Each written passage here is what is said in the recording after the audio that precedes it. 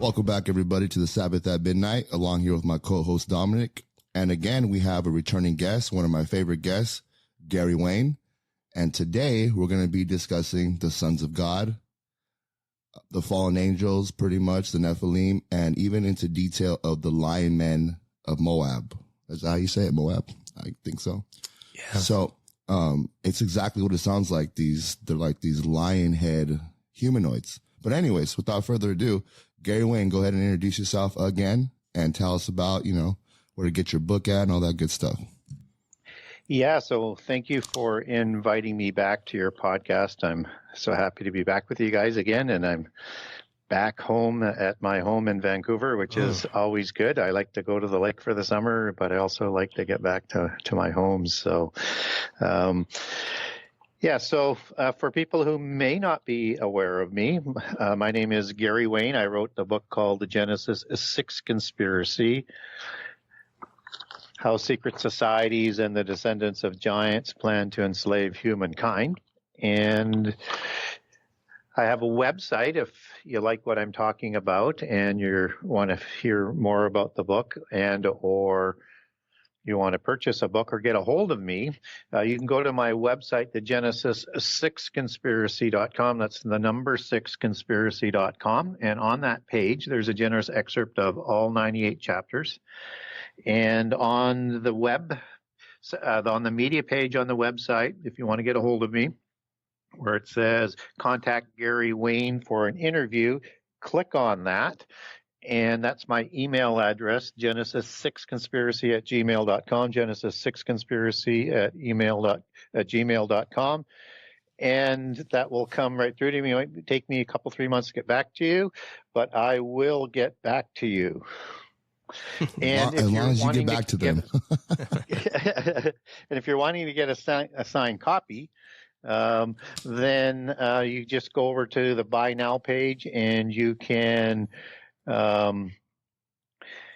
order through the website there, where you can, if you're in Canada, you go to the Canada page. If you're in the U.S., you go to the U.S. page. If you're into anywhere else in the world, Europe, Australia, South America, wherever, there's an overseas page, so you can click there to get a signed copy. If you want to look at buying from Amazon, you can link right over from the website page to Amazon.com, Amazon.ca, and BarnesandNoble.com. And you can also link over to get the digital version if you're wanting that as well. So that's the easiest, best way to get a hold of my book. My new book that we'll talk a little bit later on in the show will also be available on that website. I've got my website man working on it, or starting to work on the website. So we'll get a more visible contact the author button on there, I hope. And we'll be putting up all 84 chapters of the Genesis 6 Conspiracy Part 2 with generous excerpts and pictures again. And it'll be available off the same website, complete with bundle pricing if you're wanting to buy multiple books, as in one of each or multiple of the same. It's doesn't really matter. It's just however you want to buy it. You can buy it single, you can buy it multiples, but I'll have bundle pricing available for everybody on that. So lots of things going on. Hoping to have the new book out in October or November. And I'm in the typeset stage of the editing right now, and I'm hoping to turn that around here by the middle of next week so we can stay on an October delivery date. Amen to that. I can't wait for that book to come out. And really quick, Gary Wayne, just so you know, you were our first guest last year in October. So that'll be pretty cool if your book comes out next month. That'll be our 1-year anniversary, and you were our first guest for the Halloween special that we did. That'd be great. Yeah, as I remember, that was a pretty darn good Halloween show. Oh, man. So if people haven't seen that or heard that, I highly recommend that, because I think we got into things that you're not going to find anywhere else. We definitely did. It's the most downloaded podcast out of all our episodes. Yep. And yeah, it's the first one. It will have more, but there's other episodes that climbed, above other episodes, but that one is still the number one. It has over 1,000 downloads. Wow. Yeah, it's good. It's good stuff. And I encourage people out there who haven't gotten Gary's first book to get that and read it. It's got a lot of information on it in it. It's very, very good. Very well detailed with citations and all that other good stuff that goes on with the scholarly type of written book. It was great, Gary. I still reference your book a lot for some of my shows. I have to. Well, it does cover a lot of information. And one thing that I've done differently in the new book is I've moved it from endnotes to footnotes so that when you're reading the page, you're going to have the footnote on the same page with all of the information. And I've put more information in the footnotes. And I've got definitions and all sorts of other things that sort of go on that. I didn't want to sort of get down too many rabbit trails within the text of the narrative. Right. So I think one of the things that I did well, that I liked what we got, and I get a lot of good feedback on it, is that I put all my sources in there. Now I'm going to make those sources more accessible, and I'm going to give you more information on those sources and more information within the text of the footnotes. And where in the first book, I used a lot of sources that I was using that were not of the Christian belief. I wanted them to talk in their own words and not manipulate what they were saying. I go directly to the sources this time. And so that bank of knowledge will be very helpful for most people's libraries for research and reference. Absolutely. It's timeless. So tonight's show, let's jump into the first topic. How we're going to do this? We're going to start off with the sons of God. Sons of God. B'nai Elohim, Genesis. Who are the sons of God? How far back do they go? You know, what's the classifications of them? Some say have wings. Some say they don't have wings. Some say there are space brothers or the Alter race. Some say there are siblings. And Gary, for me, when I hear stuff like that, I say, okay, well, you know, what does the Bible say about that? Are they, because I look at it as, from a scientific aspect, I look at it, are they genetically the same as us right now in our present state? Are they technically our genetic brothers? If they went out and made it with women and had giants, I don't think we don't do that. We don't make with a woman and have a 20-footer. Two evil people don't make a giant, you know what I mean? As the Seth theory would be. But yeah, there's definitely a genetic altercation that happens in there that causes them to grow way too big. Take it away, Gary. You're the man.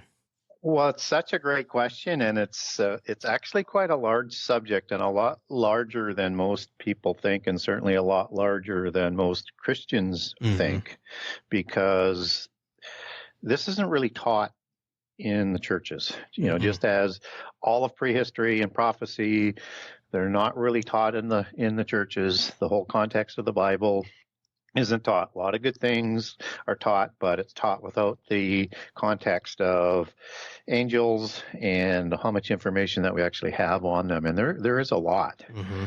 And they're not to be worshipped or venerated or anything like that, but we need to know about them because there are a number of them. And some people would say there was at least 33 million or 50 million that rebelled or will have rebelled, because in the book of Daniel and the book of Revelation, we're told the number is 10,000 times 10,000, which is 100 million of angels that are before the throne.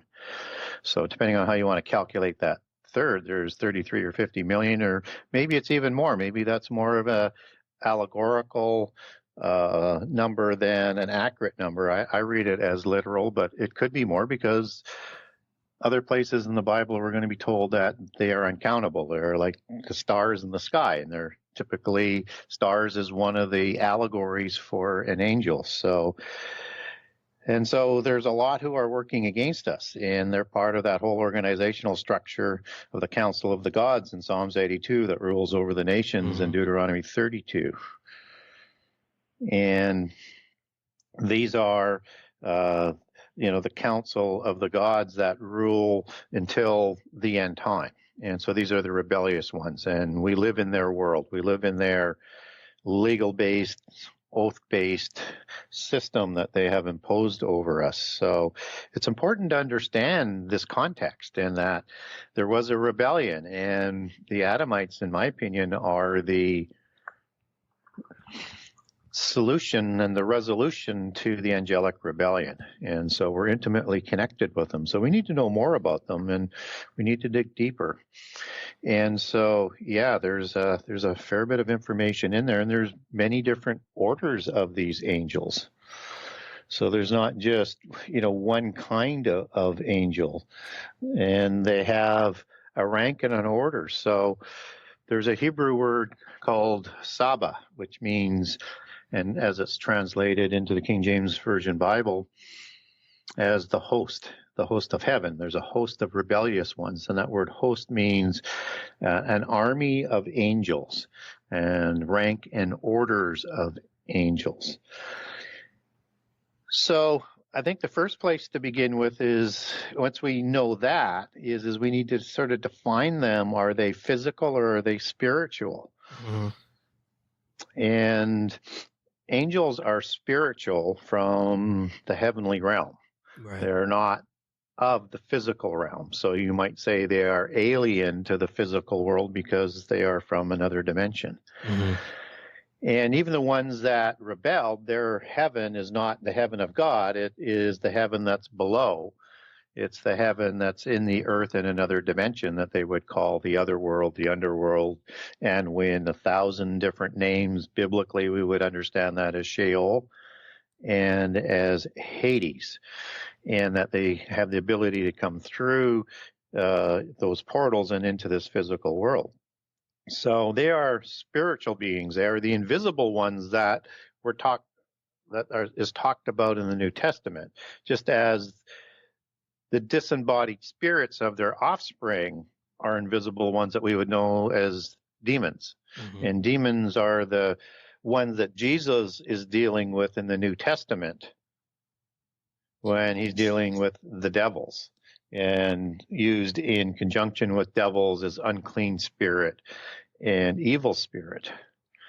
And I'm not here today to talk about the demons, but just so that you know, they're part of the invisible ones, because these are the disembodied spirits of the giants. Mm-hmm.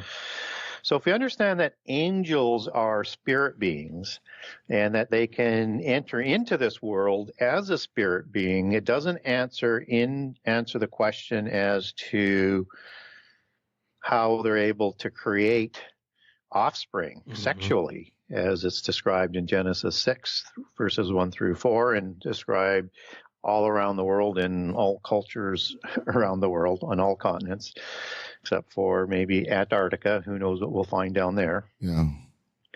That something else has to be going on, or they use some sort of technology.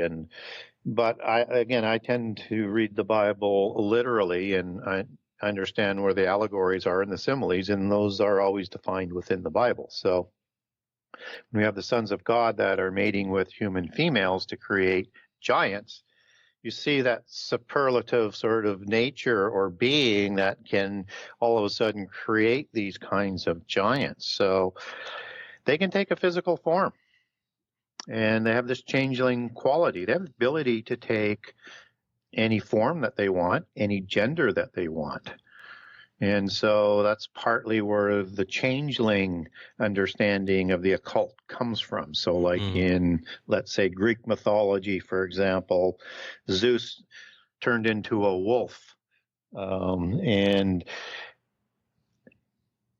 in doing so, in one of those incarnations as a wolf, you create the werewolf mythology or history of changing King Lycaon's family all into werewolves. So we get these accounts all around the world. But biblically, we understand they can take a physical form too. And we see angels in all different kinds of forms throughout the Bible, but it's the physical one that most Christians sort of get hung up on. And I think they ought to be that detailed, that they want to know how a spirit being can create offspring with a physical being. So we know they can take a human form because two angels show up as men, first thought to be men and then understood as angels, with the pre-existent Jesus who goes in to meet with Abraham just before the destruction of Sodom and Gomorrah. And so these two, along with the angel of the Lord, Jehovah the Elohim, you have individuals that angelic beings that take a form of a man, and they can drink, they can eat, they can touch and shake hands, and they can do everything physically. So they can manifest that somehow, some way. They have that ability to do that. And then when you get into the Sodom and Gomorrah destruction, which follows immediately after this encounter, you have the two angels that show up at Sodom, and they're recognized as men and angels, and they want to have sex with them. So whether or not it's them wanting to have homosexual sex, they want them to switch their gender, or they want their daughters to have sex with them, we're not told, but we know men and all the people of Sodom showed up. Mm-hmm. So there was many people, probably many genders. Well, two genders. I don't want to fall into that. Don't get in that rabbit hole right now. I apologize sincerely. You're going to get crucified right now. Yeah, no kidding. Wow. So anyways, so we get that encounter, and we get other encounters of angels showing up and looking like men throughout the Bible. But the most important one, I think, that maybe will resonate with Christians is that in the book of Hebrews, it clearly tells us that you should be kind to strangers because you never know when you're going to be interacting with an angel. And that means they can take a physical form. Gary, really like quick, I just want to say something.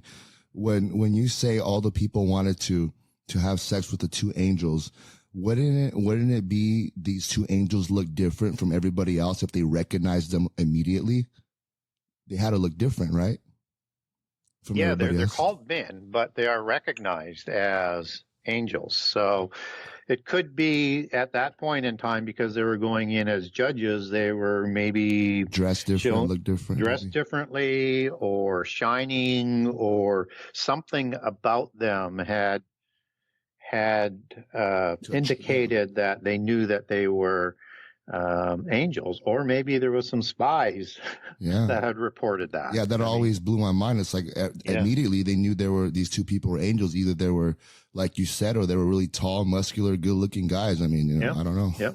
Or maybe they're fallen angels that they worship to. Maybe they informed them or something. Yeah, I mean, maybe. However it happens, they recognize them as soon as they come into the city. So obviously there's a piece of information as to why that we don't have there. But the important thing is that they can take this physical form.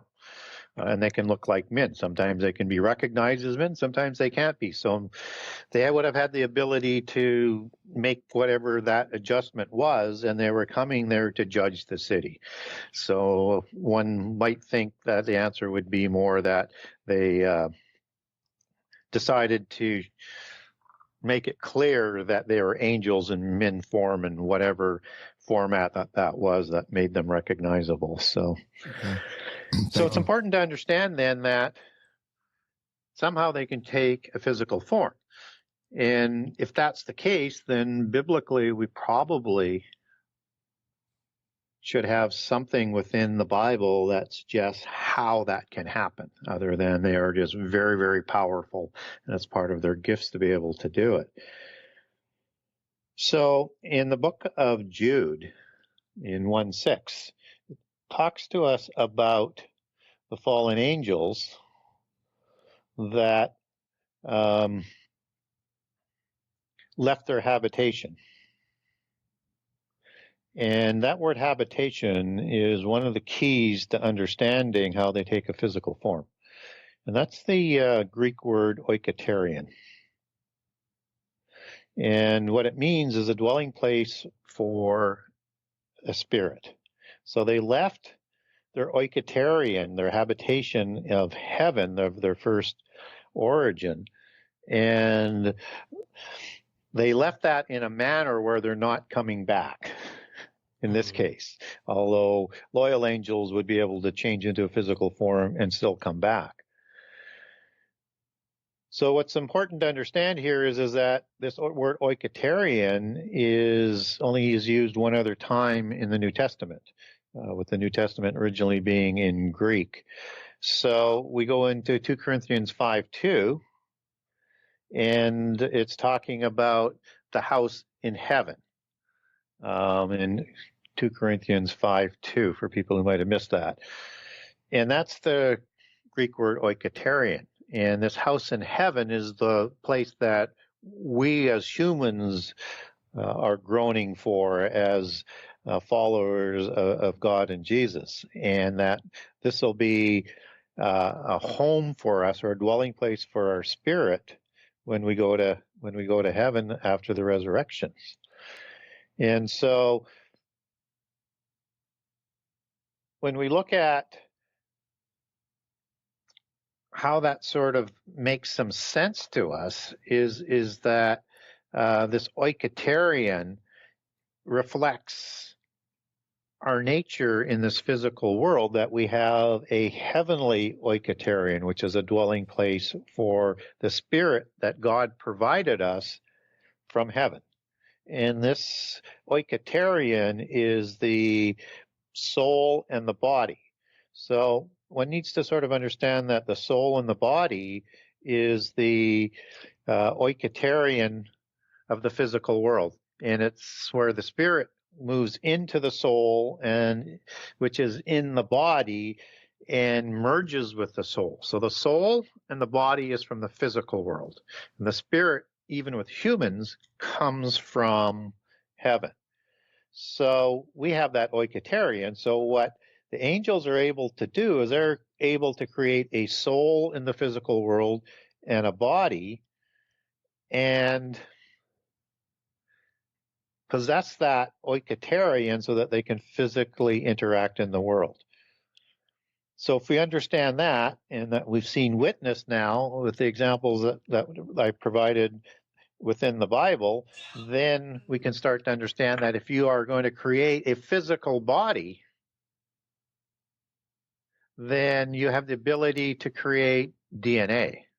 And if you're creating DNA, whatever you put into that DNA as the body that they're creating, that is the genes and the DNA that are going to be passed on to the spurious offspring. So now they're physical. They can create the ability to produce with human females. One presumes that, and certainly we get these accounts in polytheism, as in the Sumerian tradition and the Greek tradition and others, where you have goddesses, which is that female version of an angel taking a different gender, who mate with humans, in this case human males, to create a giant, just as Lugalbanda, king of Uruk, is the father of Gilgamesh, and Nin, the fertility goddess, is the female, and Enkidu is created in the same way. And they're 2/3 God and 1/3 human. So these are demigods. So that gets us into this kind of understanding of so what do angels look like? So we would probably get a better idea as to what the giants looked like, which are their spurious or their illegitimate offspring. That is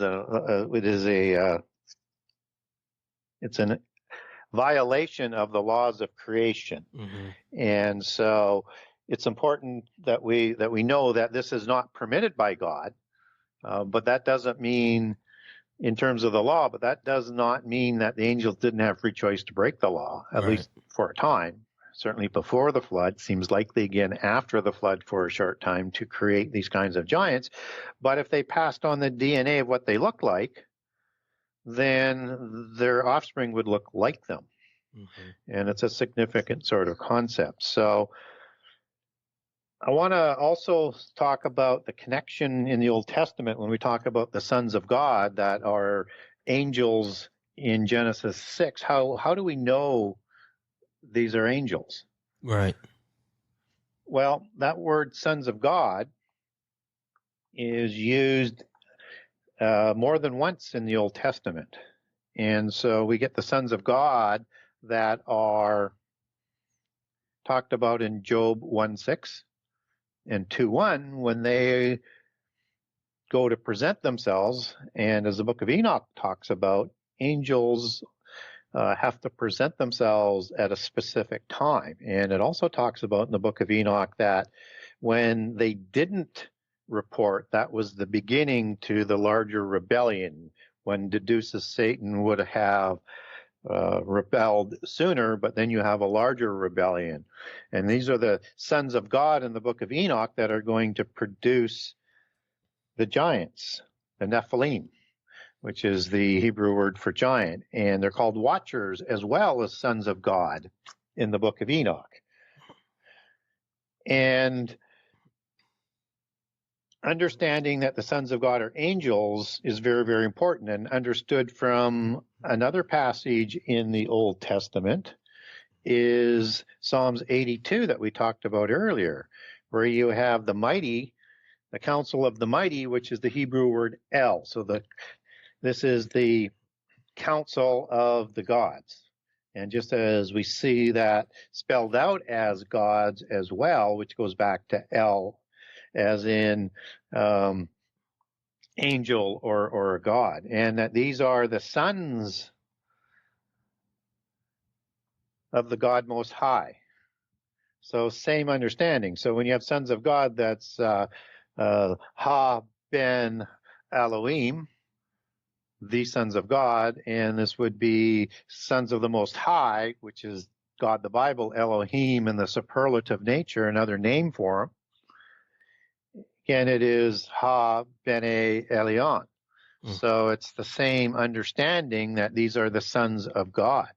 We know that they're part of a series of names that are referenced as angel as a specific order, angels as a generic name for angels in the Old Testament, and for the sons of God, in this case, being part of the angels, also as the host and also has stars. And in the Old Testament, they're used kind of interchangeably together. So that, for example, in Psalms 148:1, or 148:1 and 2, it's talking about praising God from the heavens, just as in in Job 38:4 through 7, you have the morning stars and the sons of God who are praising and dancing with God's creation of the universe. So they're there at creation, and only the angels are there at creation. So clearly, sons of God and morning stars, which is another order of stars, or of angels, were dancing and praising God at that time. But in Psalms 148, it says, praise ye him all his angels, pray ye him all his hosts. So now we have angels and hosts used together, just as we had stars and sons of God used together in Job. And then what's also interesting, and I won't go through all the passages, I just want to sort of make some connections here. In Daniel 8:10, which is the passage where Antichrist in the end time is going to enter into heaven along with the other angels, it talks about the stars as part of the host of heaven. So in the passage in 8:10 says, and it waxed great even to the host of heaven, and it cast down some of the host of the stars and stamped them upon the earth. So the stars are angels like the sons of God in the book of Job, in Job 38. The stars are what angels are called, and the angels are the host, and so are the stars part of the host, and they're all part of this Saba army rank and order of angels. And so if we understand that the idea that these were Sethites, that's not possible, because they couldn't create something not only larger, but also with super preternatural gifts. Some people might say that, in the Old Testament, Israel is called the sons of God. But that's in both of those passages. One of them is in the book of Hosea. And if people want to get a hold of me, I have a great document on how we know the angels are sons of God. I walk through all of it. But even in the book of Isaiah, where it talks about that, this is a prophecy of the second Exodus that happens in the last 3.5 years. It's a future event where Israel is going to be talked about being sons of God. And this is after they've accepted their Messiah, Jesus, after many of the resurrections have already happened. At the time of Jacob's trouble, at the time of trouble in Daniel 12, and the resurrections for them, for some to everlasting life and some to death as well, as talked about in Daniel 12. This is the time of Ezekiel 37, where you have the dry bones rising up, and all of Israel being marched to them, the lost tribes who will awaken in Judah, and they'll all join together for this reconciliation back into the Holy Covenant in time for the Supper of the Lamb.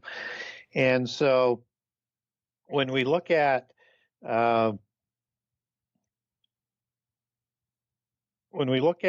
what all of this is telling us is that not only are the people of Israel not the sons of God, neither are the sons of God in the New Testament. The sons of God is a prophetic sons of God when we're going to be adopted. Thank you. Through the resurrection, to be like angels after the resurrection that was cemented at the Pentecost with that promise, so that we can be like gods and adopted by Jesus as our brother, who also was resurrected. So we resurrected with the same kind of body, but that has nothing to do with what happened in the past. And what it's actually doing is it's talking about the veracity of who the original sons of God are, because we will be like those angels. Thank you, Gary. Because a lot of people don't get that. They confuse who we are now with the angels that were like them. They're our space brothers. They're the elder race. And it's just, I don't know where they get this stuff from, but when you just look at the word like, the Bible says we'll be like the angels. It says, having the same characteristics or qualities as, similar to, quote, they were like brothers, unquote. So it's kind of like a basketball and a football. They're both balls, right? But they're not the same. They weren't created the same. You know, angels were created by God. We were created from a man and a woman. And like you were saying previously, that you were defining, you know, what this really means, that the word sons of God. And I really appreciate that for you clearing that up. Yeah, I think it's important that we're able to go back and give accurate passages that are not in conflict with anything else in the Bible. Mm-hmm. And that's really the key that you want to be able to do. Anybody can sort of take one passage and take it out of context. Well, yeah, Gary. I mean, there's, you know, some speakers out there that say that because they said the angels are extraterrestrials and they're our brothers. And I'm just like, wow. So by saying that, by that reasoning, if they're extraterrestrials, that means God's extraterrestrial. That means we're extraterrestrial. So we're back to Ancient Aliens Part 2. Yeah, exactly. It's just crazy. It's wild out there, even in these Christian circles. I mean, you got these speakers talking about this stuff. I'm like, man, where'd they get this stuff from? I just don't understand it. Well, they get a lot of it from the churches. Because, again, the churches don't want to deal with this in a manner that they have to deal with the other questions that then would come along with it. Right. Yeah. And so, and the thing is, they're not even prepared to talk about it because they're not taught about this in seminary schools. So they have no ability to talk about it. Mm-hmm. Correct. And what happens is typically if you want to push the questions on this, then you're going to be told to stop asking those questions or you'll be asked to leave the church. Right. And that's not an answer.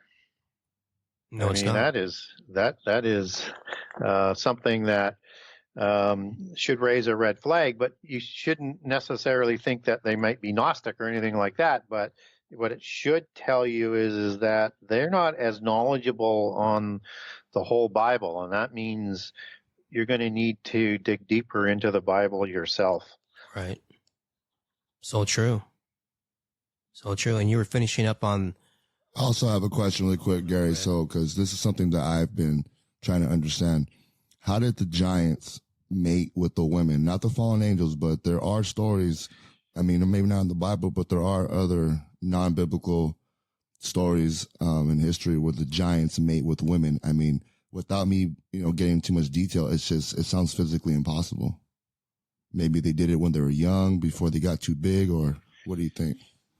Yeah, I think it's an obstacle, but it's kind of sort of shown in some of the reliefs and things that come out of the Middle East and elsewhere. So I think with before the flood, that the Nephilim didn't seem to have a fertility issue.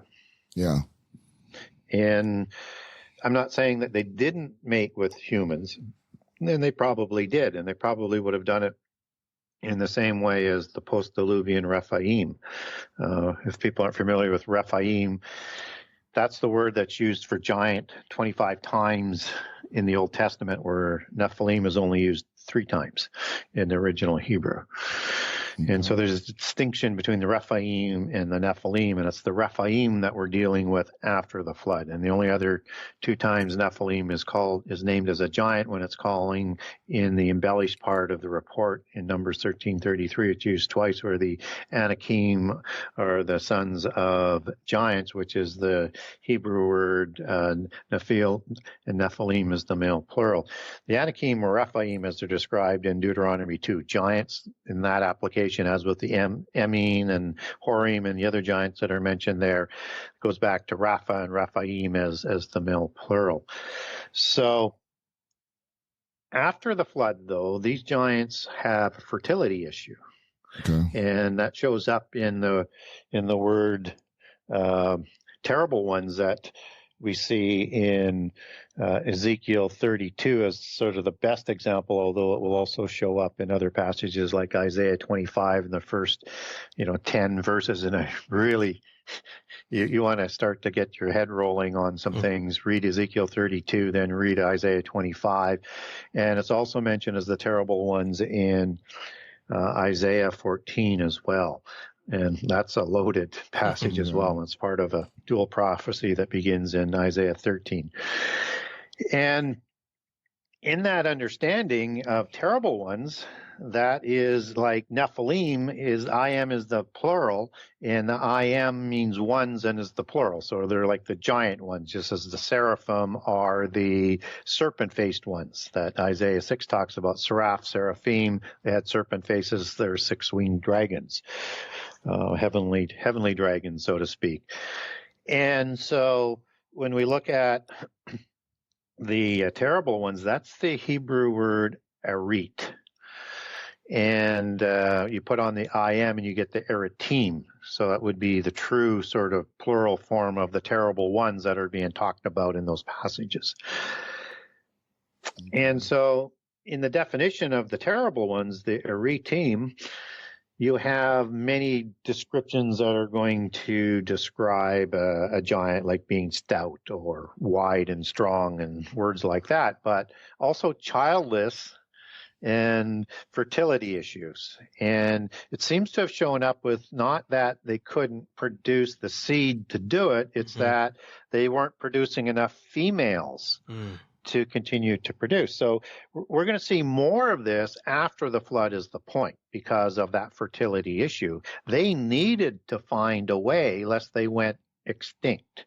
And so they had to create the hybrids, hybrid Rephaim humans that weren't as tall. They're called the Shazu in the execration text, the Amu and the Shamau in more of the Mesopotamian references to them. They were 7 to 9 feet tall, whereas the giants were 10 to, let's say, 19 feet tall if you take the height of Gilgamesh after the flood as being almost 19 feet. And of course, they had a 2-to-1 height to width ratio. So that's why when you get the reference of Og's bed at 9 cubits, and he was the king of Uruk, so it'd be a 21-inch cubit versus an 18. And just as Josephus says, you need to measure the giants on a royal cubit because they're all kings and royales. He would have been had a bed that's almost 16 feet tall, and it was 4 cubits wide, so 7 feet wide. So he would have been a little bit smaller than that, so smaller than Gilgamesh, but let's say 13, 14, 15 feet tall. And he would have had about let's say 6 feet wide at the max to fit in the bed, and or 5 feet wide. So he would have been very close to that same 2-to-1 height to width ratio that the cubits are talking about.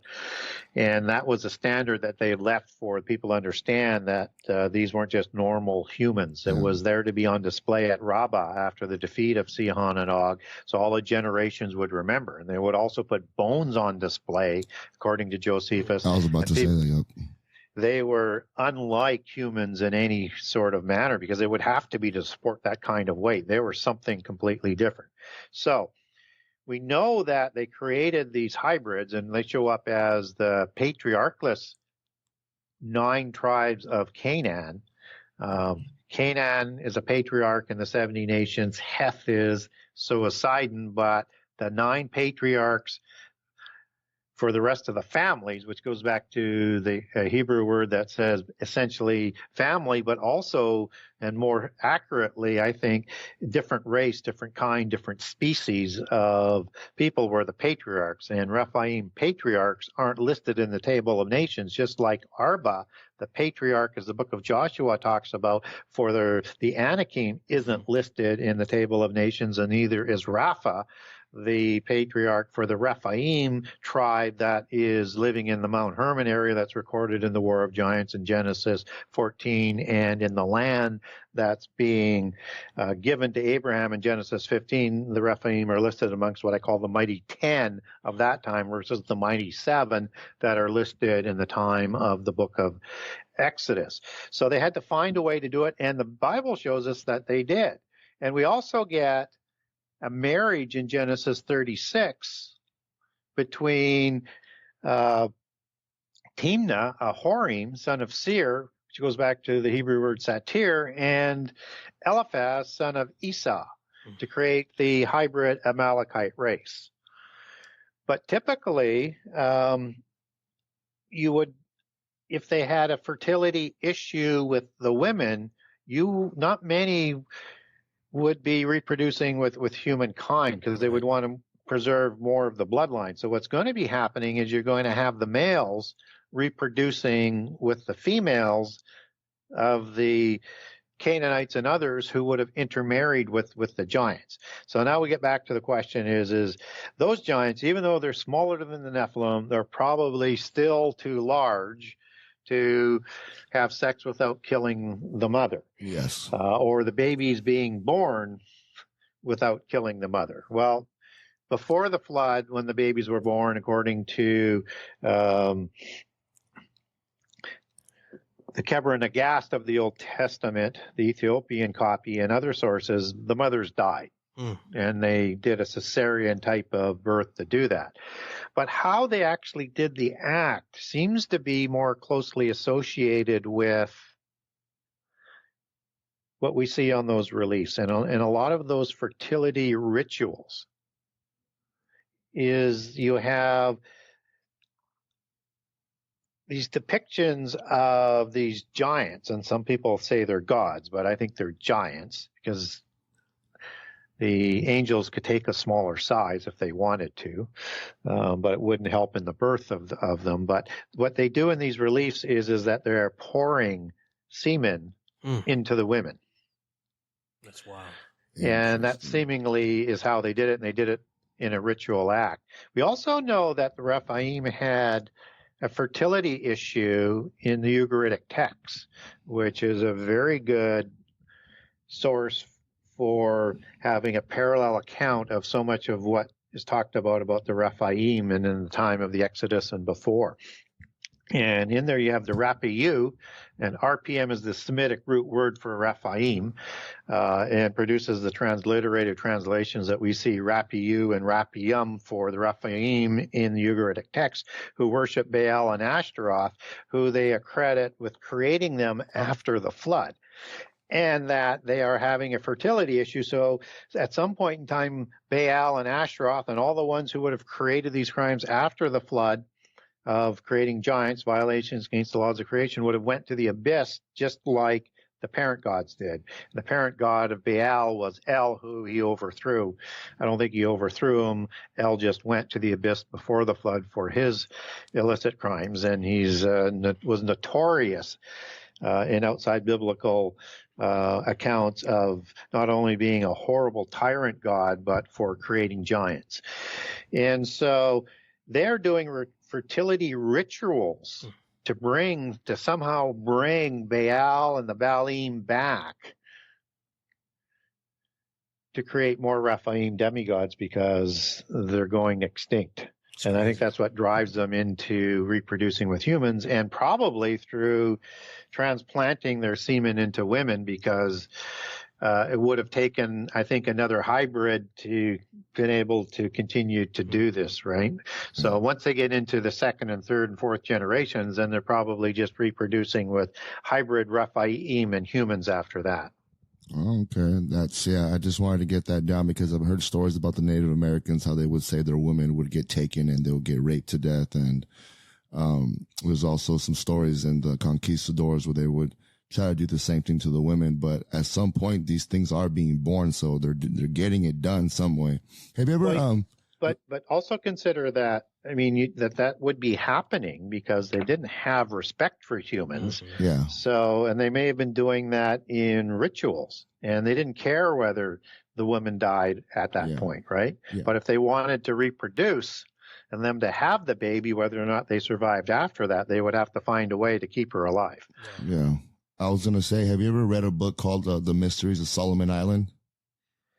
I'm trying to. It's familiar, but it's not ringing a bell as to what it was about. But the name is very familiar. Pretty much, long story short, it's supposed to be based on a true story. A guy went out there, did some research, and supposedly met a giant. And just to get to the subject that I'm talking about in the book, he described that some of these giants, they would mate with the human females when they were like 13, 14 before they got too big.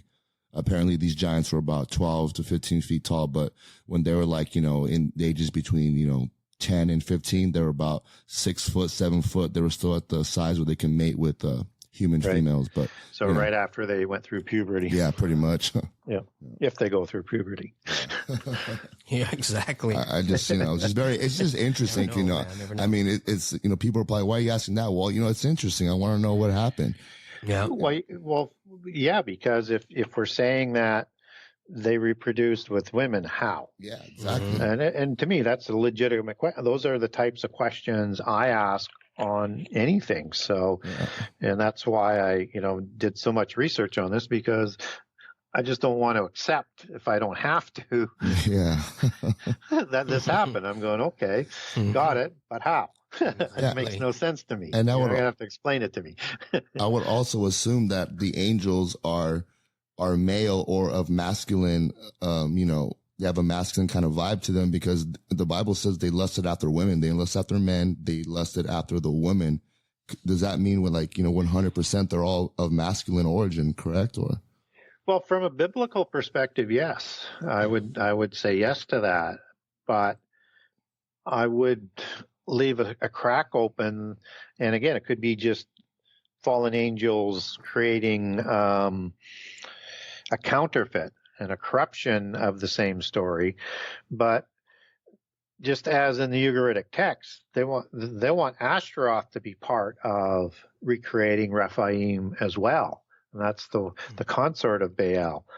And just as Nin, which is a fertility goddess, in the Sumerian text when Gilgamesh is created after the flood, 6th generation, that they believe that that's the case. I can only use that as a possibility. What I do know is you have female goddesses in the pantheon, and they seem to have the ability to take that form. And one would presume that if they wanted to do that, they could create the ovaries and the things needed to produce produced the giants and demigods. So I leave a small crack open for that but certainly from what we're told within the giants that are described within the Bible, we're not told that any of the angels take a female form. That doesn't mean there aren't female forms, because the book of Zechariah has 2 female angels delivering the basket of Babylon in the end time. Really? I didn't know that. Yeah. So again, I hold a sort of a small crack open there, and I cover that. I cover that passage off in the new book as well. Really quick, what book was that in? The 2 female angels? Book of Zechariah. Okay, Zechariah. Thank you. They take the ephod of Babylon and the woman. There's 2 female angels. Right. I think we covered that in Revelation series. Yeah, the 2 female angels. That was a great. We'll call that segment 1. Segment 2. I wanted to bring up something that's not really talked about, and that's the lion men in the Bible. How, Gary, in your opinion, were they created, if they were in fact lion men, or was it a product of some kind of disease? And what does antiquity have to say about the lion men outside of the biblical canon? Yeah, so it kind of goes back to the different kinds of the angels. And so we have depictions of seraphim, which are serpent-faced angels, which are watchers. And we have archangels that tend to have a single face, like a human, as depictions. We don't get that as a definition, but when they're always sort of depicted, but they could have a different look to them, the archangels. So we have to be careful with that one. But you also have, as part of the watchers, at the top of the hierarchy of all the 4 groups, and they would cover each of the 4 sides around the throne, and then that hierarchy goes down into the earth. So like the seraphim, for example, they handle the governments and the religion. So you have the seraphim at the head, and then you have the powers that are right below them, and then the angels underneath them. So they would have them as their messengers or whatever. And on the religious side, you have the seraphim at the head, and then the principalities, and then angels below that.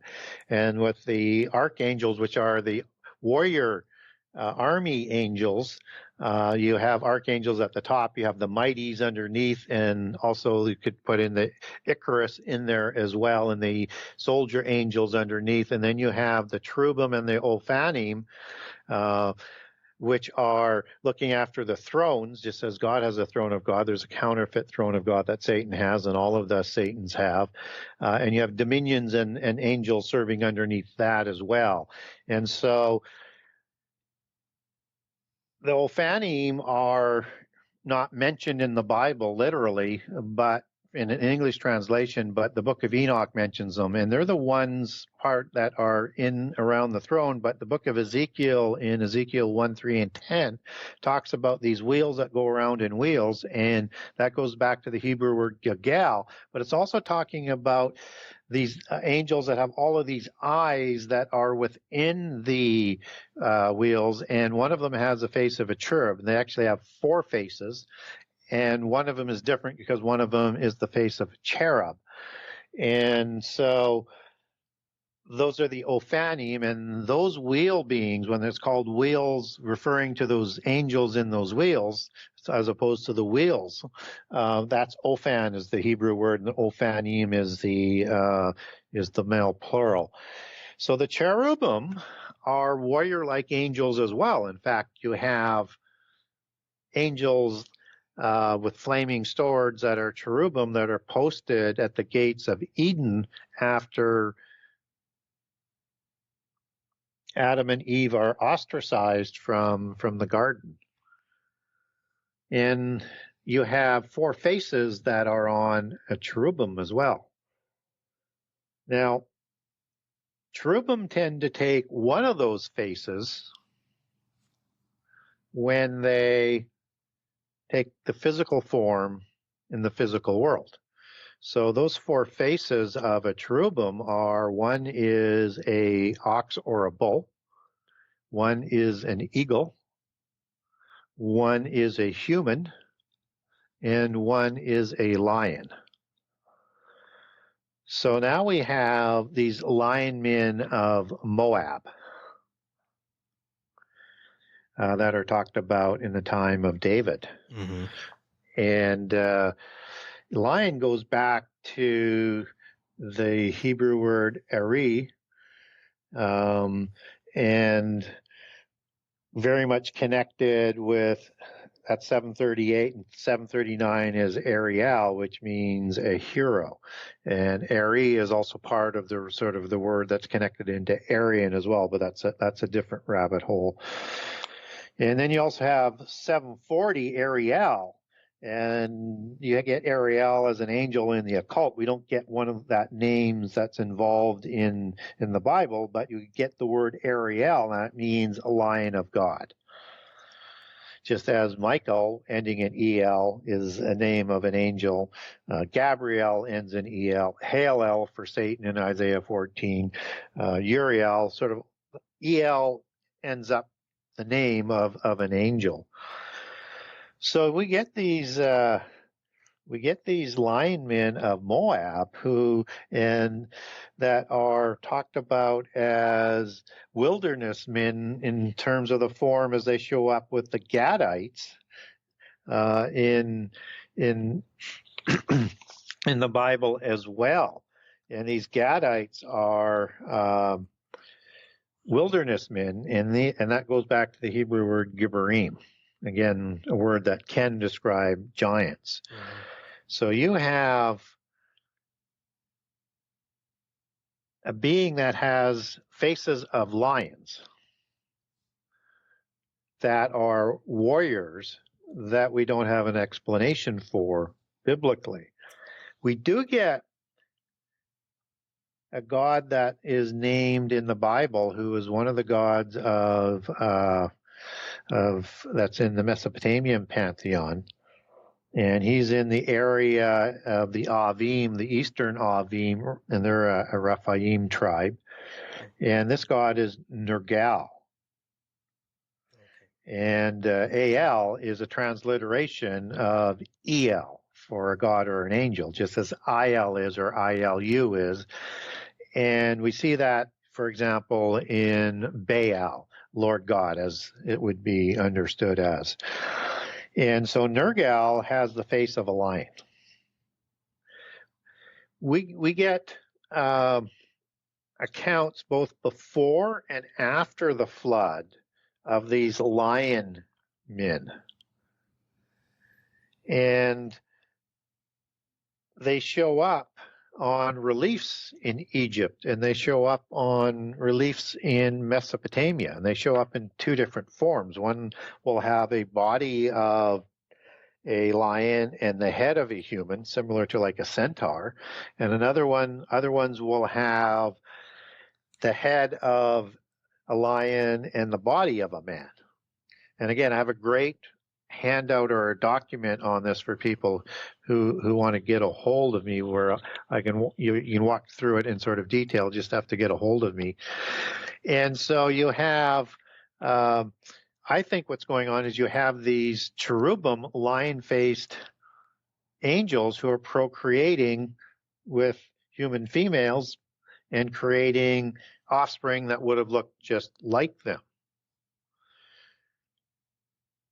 And when we look at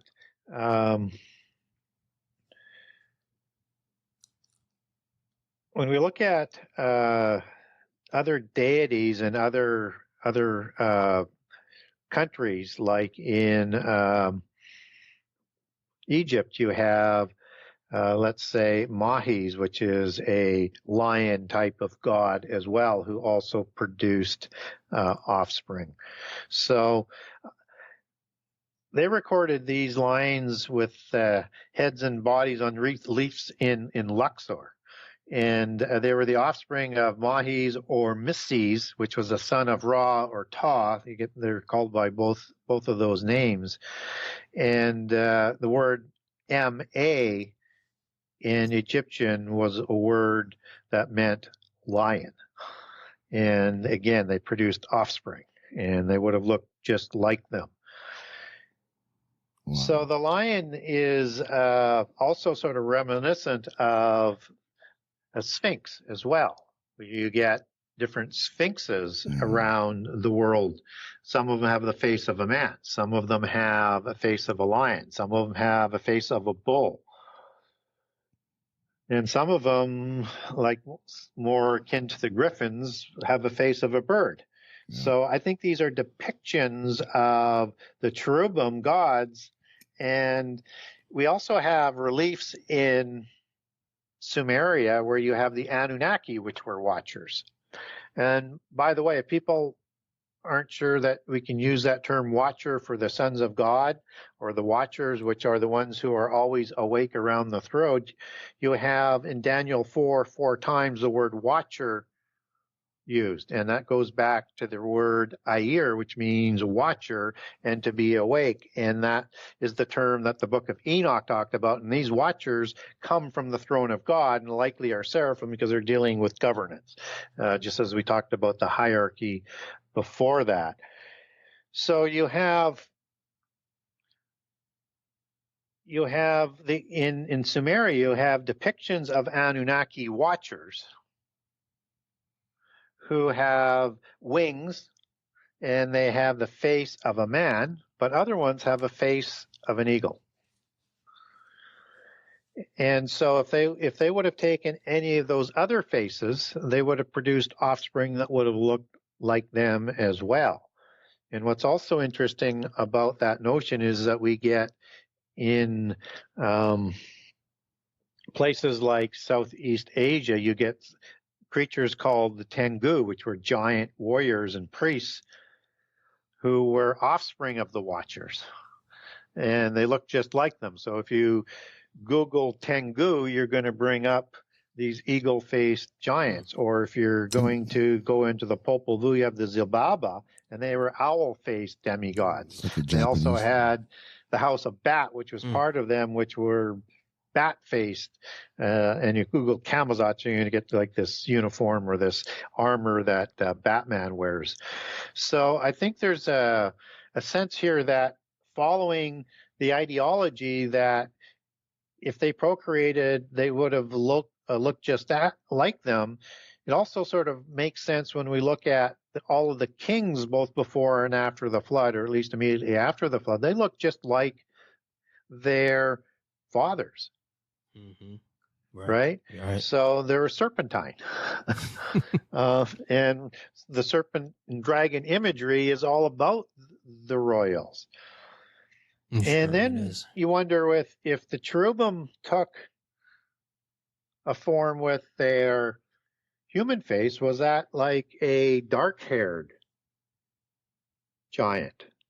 Right. Or like a dark-haired characteristic? Because Gilgamesh is depicted with dark hair. And he's also depicted as taller and larger than the Raphaim. So does that mean perhaps that the Aryans and the dark-haired giants of Mesopotamia and elsewhere, that they would have come from the cherubim versus the seraphim watcher?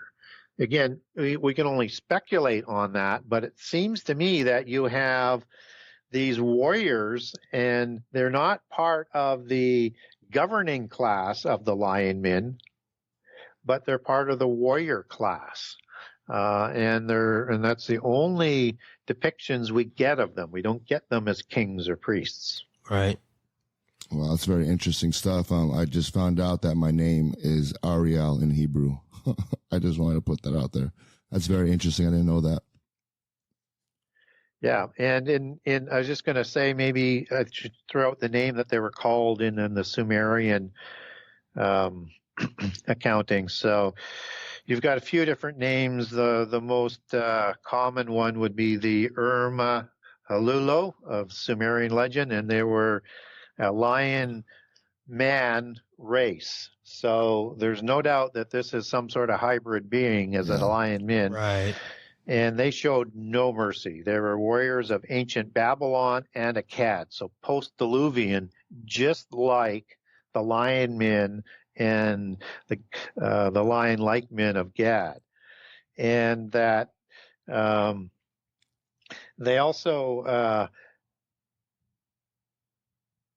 there's also another king that might reflect this lion-like warrior type of being. And in the War of Giants in Genesis 14, you have these 4 Mesopotamian kings that are going to go and absolutely change the world order and the power structure as they do their romp through the Middle East to take out, the Raphaim and the Emim, and eventually we'll get to the kings of the Sodom and Gomorrah Pentapolis who had rebelled and were under the protection of these powerful giant empires in the Covenant Land area, and they get to them last. But one of the kings is Arioch, and that means lion-like. And he's from the same area as where in Samaria where Nergal was worshipped.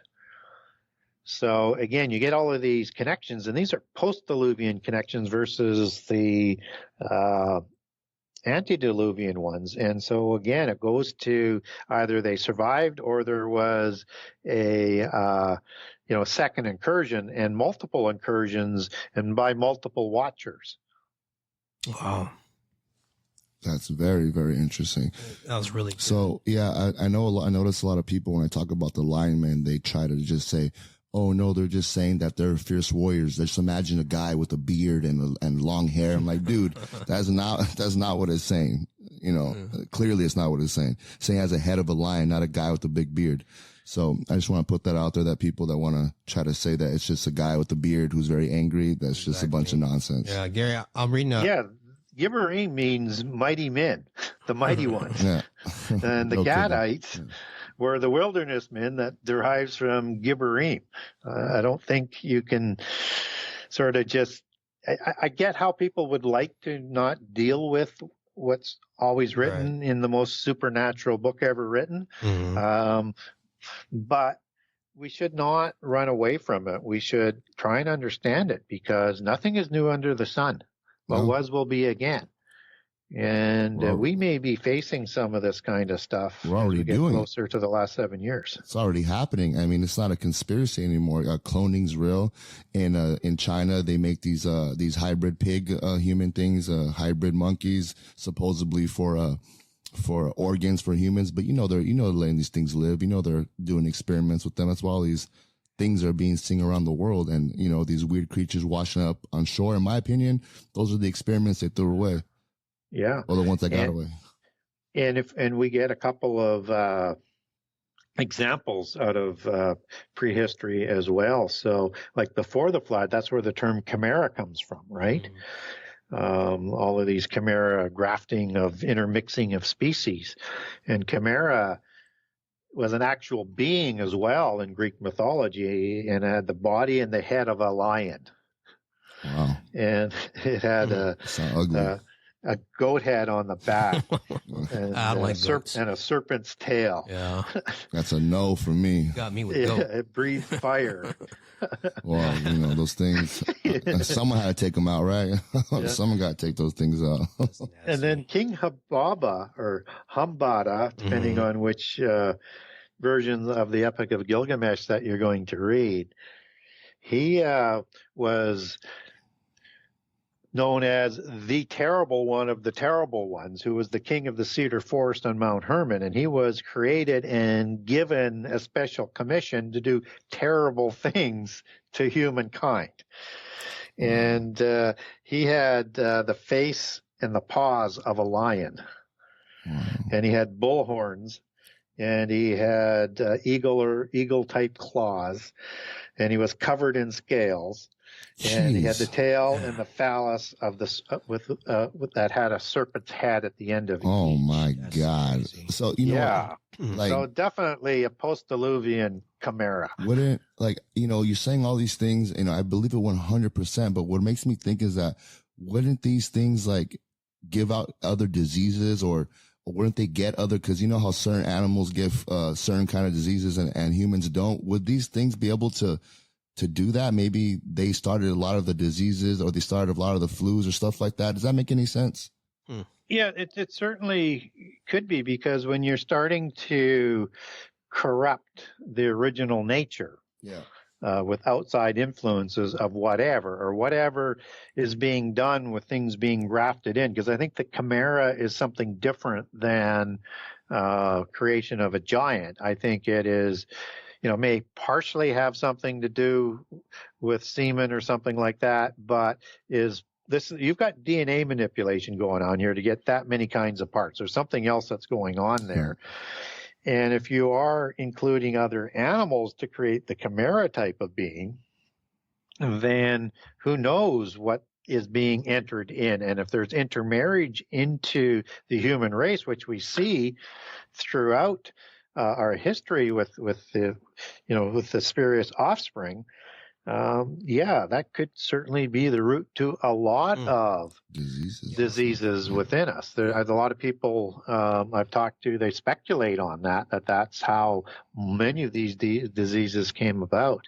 I mean, we don't know, but that's their theory. I would assume these things have a very, they're not, a lot of medical issues, I would say, with that many DNAs in one body, all those different animals, chimera, I would assume that they would have a lot of health issues, Yeah, who knows? Who knows? And we don't know whether or not they were given some of the gifts that the Raphaim and the Nephilim had. That word Raphaim, for giant after the flood, it's 7497 in the Strong's lexicon of the Hebrew.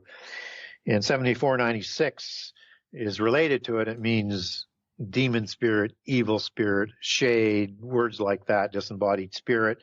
And both of those come from the root word 7495, which means to heal or healer, or to be a doctor or something like that. So let's say an angel that would be named like Raphael would mean healer of God, or God heals, depending on how you want to translate that. And in the Ugaritic texts, the Raphaim that we were talking about earlier, not only were they the dynastic kings and the giants and the heroes, and noting the Epic of Gilgamesh has a Ugaritic version as well that's identical to the Sumerian version. And so Gilgamesh was recognized within those texts and described with the same size and everything like that. But they were described as being able to be, they're actually called saviors, like in an antichrist type aspect, and that they could heal. And they could not only heal themselves, but also heal others. And so it's thought that they had the ability, if they lost a thumb or an arm, they could have that grow back, and they could help do that with others, or they had technology. But we don't get anything biblically that would suggest technology, but some of the polytheist versions would suggest that the sarcophagus and sarcophagi, as in multiple, had technologies that would help them heal if they got back to their sarcophagus. Again, don't get anything on that biblically. I think it was probably more of a natural thing. That's why you had to take their head, so that they didn't have a chance to repair their bodies. So when we look at that that repairing capability, that means that one would presume that they could, if they had that gift like the Raphaim did and the Nephilim did, that they could self-heal. But when you start creating these chimera type things, I don't know whether or not they get that gift, probably not, and I don't know what else is being grafted in there that would have opened up that door to those diseases. So just a couple other things to throw in there. It's quite a layer of things that we get out of the Bible, and then what we see was going on in polytheist history.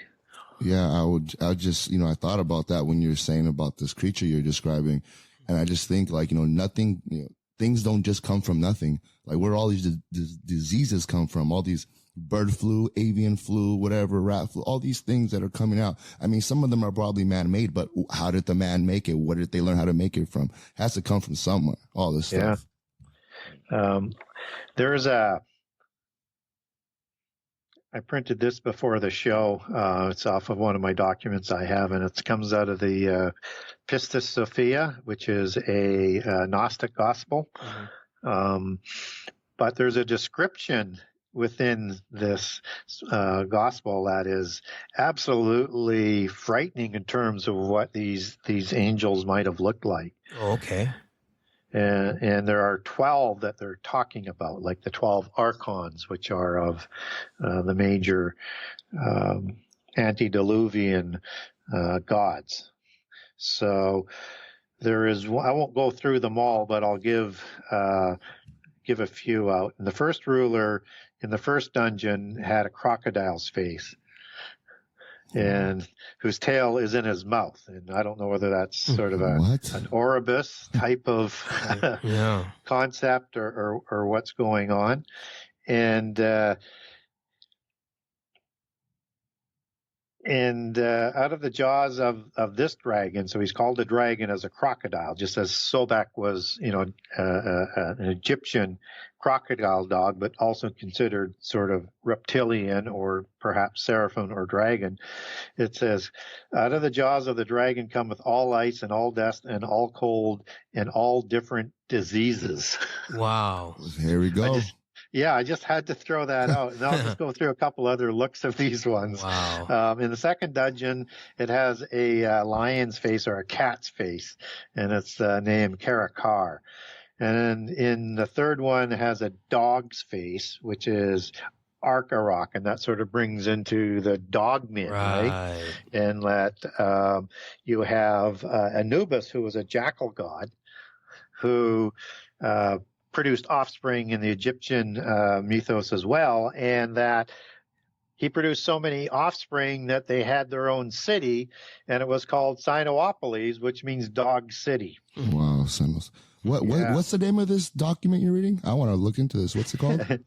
It is Pistis Sophia. How do you spell the first one? Pistis. Pistis. Sophia. Okay. And this is coming out of book 4. Chapter 126. Okay, thank you. I definitely got to look into that. Go ahead. Yeah, it's just stunning. And then the fourth dragon was one with a serpent's face, and his name was Akrakar. Yeah. And then the fifth one was a bull's face. And then the sixth one was a boar's face, or a wild boar. Another one was a bear's face. Another one is an eagle's face. Nothing less than interesting. Yeah. And so again, I won't go through them all, but so when we go through some of these other creations that are out there that people talk about, Bigfoot sort of comes to mind, right? It does. You wonder, is that part bear or is that part monkey or ape?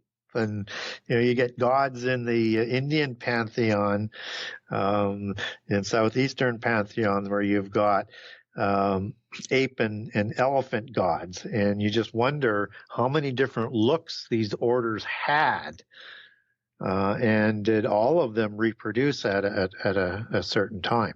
It's hard to know. So, wow, Gary, touch on your new book. I'm looking at the stuff here. It says this is gonna be a great book. I've got the a few chapters and sections here. Yeah, you got the preface, got the hierarchy of the Nephilim, the hybrid human Canaanite confederacy, the post-Diluvian Raphaim world order, section 5, the covenant land Raphaim wars. It's got a lot of good stuff in here. Yeah, it's a book in response to people getting a hold of me. And, I said I would never write a sequel to the Genesis 6 conspiracy because I didn't want to be redundant. I just thought it would just be more, right? And I wasn't hadn't been out in the public domain before I published the book. So I had no idea whether or not people everywhere were not being taught what was in the Bible and things like that. So I was a little bit unaware. But the contact with the people getting a hold of me is they want more information. They want to go deeper into the Bible.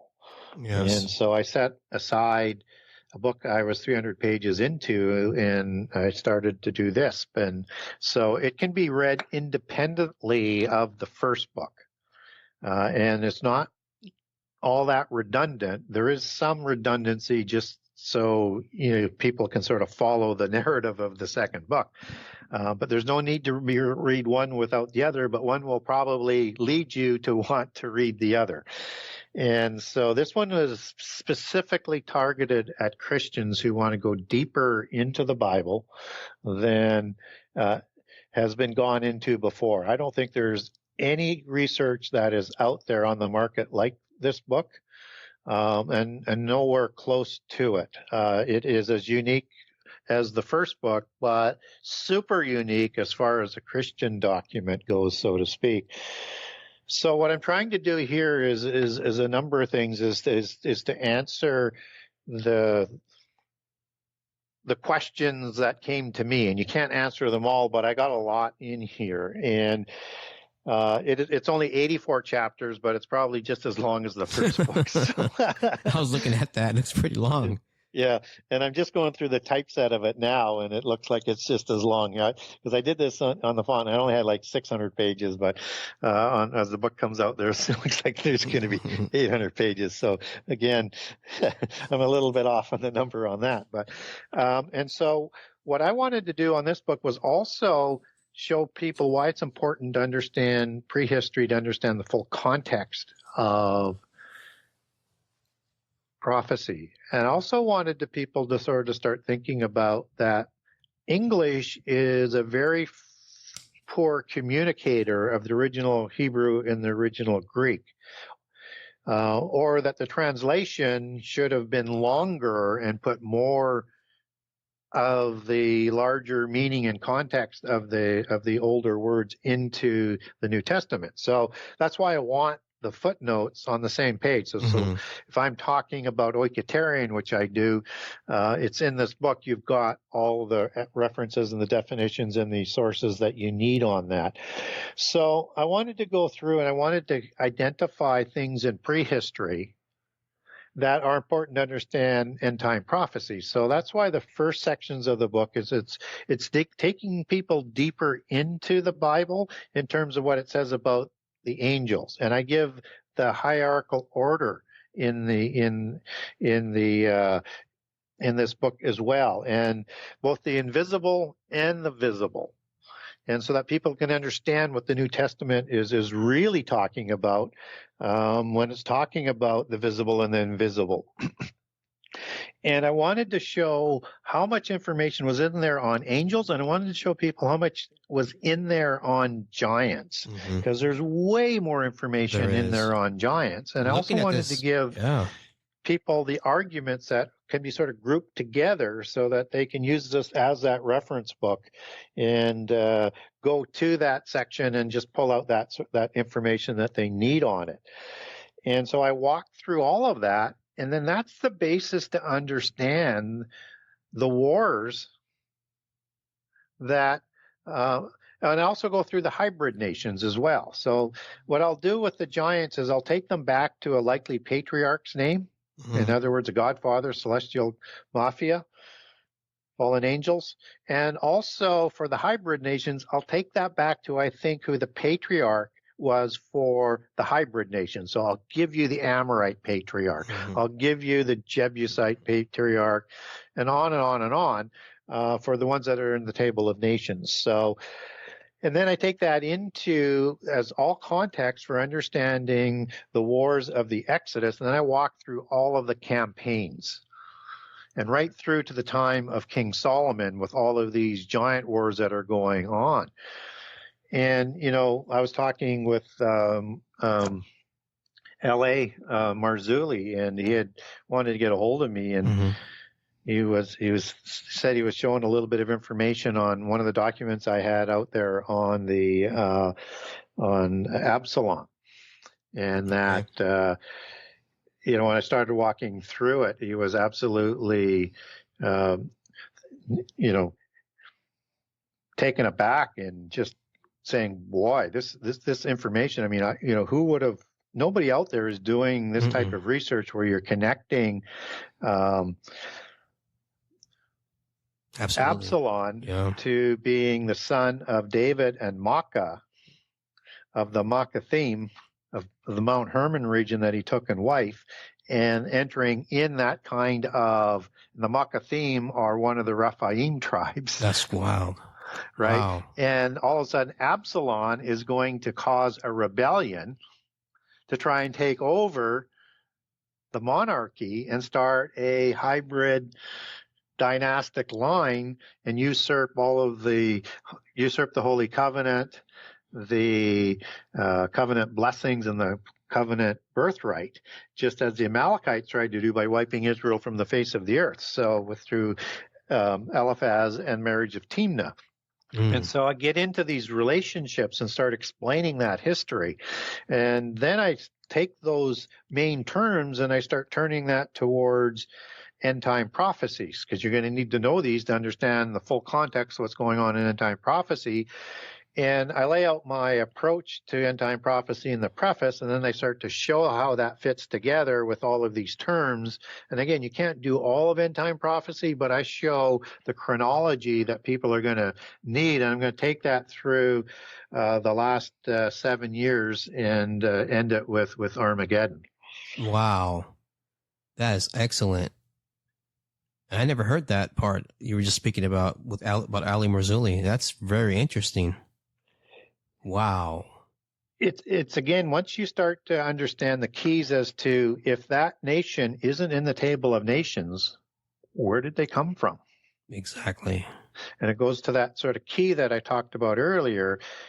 Any nation that had a Raphaim patriarch, that Raphaim wasn't listed in the table of nations. And just as the Anakim, the Emi, none of those nations were listed as a nation or a patriarch in the table of nations. If they've got no connections whatsoever other than just showing up in the Bible, they are a Rephaim nation. So then it's just a matter of connecting those nations to what it says in relationship to other passages in the Bible to bring that information out. Wow, that's going to be an excellent book. Excellent. I'm reading down these chapters, and there's some giant tribes I never heard of, like the Archites, I believe it is. Yeah, that's a hybrid. So Sinites. I mean, there's Sidonians. Yeah, so those are the part of the Canaanite tribes, right? And they don't have a patriarch. They have a family of the name, but you don't get the patriarch. So that's a hybrid nation that has a Rephaim patriarch and took a daughter from either Canaan, Heth, or Sidon. Right. And the other, when you get into the three patriarchs that are listed, it's those three that are supplying the daughters. So Canaan first, before Babel, is already going bad because of the curse of Ham, and he's supplying daughters to the fallen angels to create the original Rephaim after the flood. Wow. And that creates the Rephaim. And then you have those Rephaim that are going to intermarry with other daughters of Canaan and other daughters of Sidon and Heth, or Sidon and Heth are going to intermarry with daughters of Rephaim to create hybrid nations, because they're definitely hybrids as the descriptions we get on them. Yeah, absolutely. But yet they're listed in the table of nations because they are sons of Canaan. So you get the human lineage, and then afterwards their lineage is no longer, because they've created these hybrid sort of branches. And just as Nimrod intermarried likely with the Elamites. And Elam are some of the original of the Rephaim after the flood, and it goes back to the word Olam, which means east and ancient. And Some people might even take that to before the flood, but they're the aboriginals of that Mesopotamian region, and those are the ones that Nimrod marries into to start those hybrid dynasties of the beast empires, like that show up in Assyria, but you would have Akkad and Babylon as well, and also the Elamites are the ones that are intermarrying with the Aryan Persians of the Achaemenid dynasties, which takes their lineage back to the dark-haired giants of southern Greece and in that area. And they produce the Persian beast empire. So what I also do as I walk through this is I'm laying down the roots for the beast empires and where they come from and why they're called beast empires. And that all of them have Antichrist type figures. They just don't have the Antichrist because it's not the ordained time. Wow, that sounds like podcast for the next 10 years. That's a lot. Yeah, I think it'll keep me busy for a while. Oh, yeah, that's excellent. I'm just looking at this right here. I have a little screenshot of it. I believe you released this on Facebook. I'm looking at the little excerpts. I did, yeah. And this is going down it. Wow, that's a lot of stuff. Just really quick before closing out. So when David's mighty men were among the linemen, they were absolutely fighting against the linemen. There was no coalition with the linemen of Moab, but the lion-like men of the Gadites fought with David. Oh, wow. Yeah, and there's a Maccathim in the mighty men as well. And there's Uriah the Hittite as well. So there's other hybrids and giant-like people that are in there. Not all of them are from Israel. So again, you have to be careful when you have the mighty men of David's mighty men. It goes back to their Hebrew word Gibborim. Right. But Gibborim doesn't always mean giant. It could just mean brave, strong, noble, things like that, right? So the Gadites, they were linemen, though. Yes. Wow. See, these are things that most of us don't know about. I mean, we've heard about the linemen of Moab and the Gadites. I just wanted to connect that dot. If they were, in fact, some of them were with David, and it's kind of like Lord of the Rings type of style. Yeah. Lord of the Flies. Yeah. Something like that, right? Yeah. Yeah, exactly. So, yeah, I mean, what I'm hoping is that if people thought the first book, and a lot of comments I get back from people is they say for the first time, the Old Testament makes sense to me and it comes to life and I'm enjoying reading it. If you like that level, you're going to love really getting into it and understanding how much more connections of the preternatural that are there, right? And what Israel was up against, and they were literally, an island in a sea of beast empires. Wow, that's amazing. This is a great podcast. Thank you, Gary, for coming on. It is super. Thank you, Gary. Thank you so much for everything. That was a good hour-and-a-half show. We got a lot of information. I can't wait for your new book. And like I said, I'm always learning. I'm always a student. Now, the information you have can blow my mind if I get too much in one day. You know what I mean? Yeah, I mean, it's just endless. And nobody's ever going to know everything. But, the more you look, the more you find. And it's amazing. And once you start to see how some things connect, you'll see how other things connect. And in my research, I'm a little bit fortunate. I tend to see patterns. And when I start to see patterns, it's a sign to say, how far does that pattern go? And just sort of run it down. And then you get larger pieces of the puzzle that you can put together. Amen to that. So thank you, Gary, for coming on again. I think this is like the 6th, 7th time you've been on here. You're a regular guest now. So, and we definitely got to do another Halloween podcast and expand on it for the anniversary. If you're up to it, that'd be nice. That'd be good. Let me check my schedule. I'll let you know. Yeah. We'll talk after, but, just one more time, Gary, just plug us in where to find all your stuff before we end the show, and then we'll talk after. Yeah, so if you want to get a hold of me through my website, genesis6conspiracy.com, and on the media page where it says contact Gary Wayne for an interview, it's a sentence that's highlighted. Click on that. That's my email address, which is genesis6conspiracy@gmail.com, and that's the number 6, just as it is with the website, www.genesis6conspiracy.com. And I have a generous excerpt of all 98 chapters. Hopefully within the next month, I have a generous excerpt of all 84 chapters of the new book up. And you can purchase a copy from the website directly. You get a signed copy. So if you live in Canada, there's the Canadian page. If you're in the U.S., there's a U.S. page. If you're anywhere else in the world, there's an overseas page. And if you want to go get a Kindle edition, and the new book will be available in the Kindle edition as well. And it's called the Genesis 6 Conspiracy Part 2, How Understanding Prehistory and Giants Helps to Define End-Time Prophecy.